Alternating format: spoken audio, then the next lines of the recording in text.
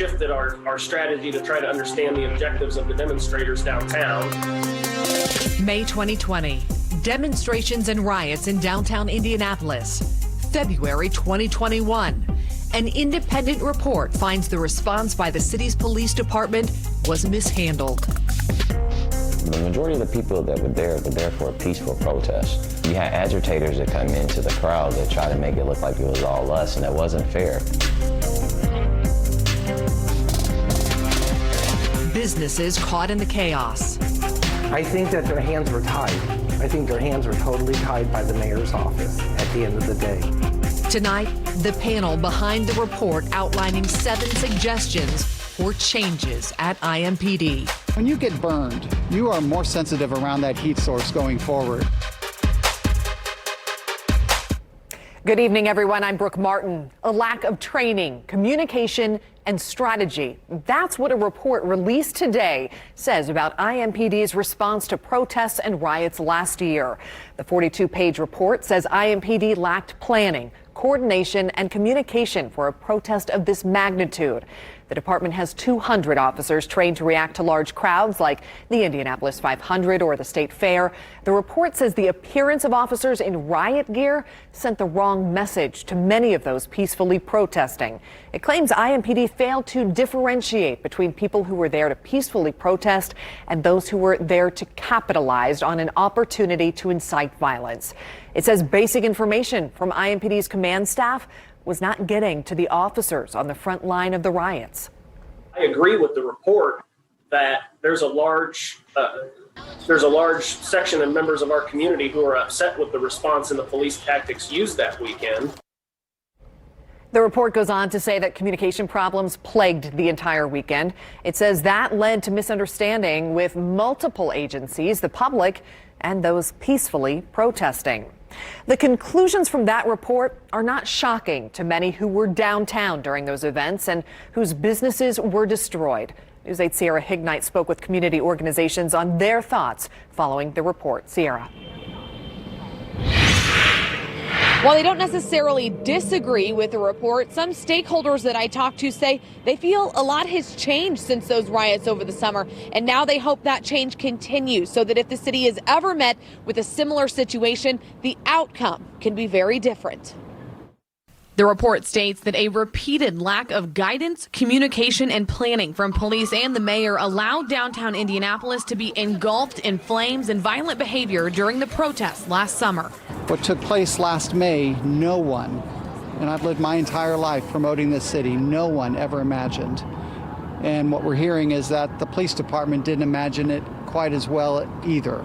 Bob Schultz with Downtown Indy Inc. says he appreciates the mayor and IMPD recognizing that a lot of change needed to be made. There's some long-term memories of the business revenue loss, that boarded up feeling, and then the absence of people because of concern and fright. But he feels much has changed since those events. Rick Snyder with the FOP is not sharing his thoughts on the report just yet, sending a statement to News 8 saying, "Our organization is now reviewing the report to better understand its contents and the perspectives that were included and not included." Because of the damage left behind from the riots, businesses downtown were hesitant during the tense election season that saw many protests downtown. When you get burned, you are more sensitive around that heat source going forward. Schultz says the difference in response to those events from IMPD has helped business owners see a light through the boarded up windows. Indianapolis Mayor Joe Hogsett released this statement. He says the report will act as a roadmap moving forward, but says work is not done. IMPD will continue to adapt and improve its policies and practices to best serve the needs of Indianapolis, leading through transparency and community-led, community-engaged policing. You can see that full report on our website, wishtv.com. There you can see all of the research that was done to go into this report, their findings, and their full conclusion. Reporting live, I'm Sierra Hignite, Wish TV, wishtv.com, and follow us on Facebook. Sarah, thank you. The report lists 7 recommendations for IMPD. They are improved training for all officers at all levels, internal planning and communication, meaning IMPD should develop a clear strategic plan for demonstrations that differentiates between peaceful protesters and those engaging in criminal activity, use of de-escalation techniques rather than disorder control tactics, avoid excessive use of force, no encircling of crowds, avoid aggressive posture, and improve outreach to the community. If you'd like to see the whole report, we've posted it on our website at wishtv.com. While IMPD is making it easier for the public to know what its officers are doing, a conversation explaining the need for better accountability and transparency released today just before the riot report was made public. News 8's Demi Johnson live in the newsroom. And Demi, police say the timing wasn't totally intentional.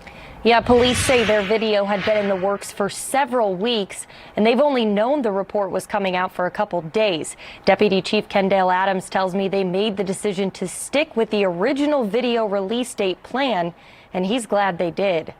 Having these tough conversations. IMPD really is going back to the basics. Ultimately, legitimacy gets us to trust. In a newly released video, Lieutenant Shane Foley interviews Deputy Chief Kendall Adams. Adams says it's the department's way of showing it's serious about change. That's a real issue when people say that, hey, when I see the police behind me, I'm scared. And I tell them, I'm scared too. I can understand their position and I can understand their fear. And we have to work to understand that people do have those fears. And when they do, it's not a bad thing. He says while everyone may not agree, the timing of the video was spot on. It really speaks to the essence of the report, right? It's being transparent. It's talking about those things. For Adams, the point is to figure out how IMPD can be better. One area he says progress is already being made is through the officer-involved shooting dashboard in Citizens Police Complaint Office. We've got data everywhere. But I think where we've struggled at times is how we visualize that data. The police shooting dashboard goes back to 2015. Adams says it helps paint a picture for the public of what exactly happened. It also shows officer information and where investigations stand. I'll be honest with you, we don't have enough. We don't have enough dashboards with the data that we have so that our public can see the information in real time.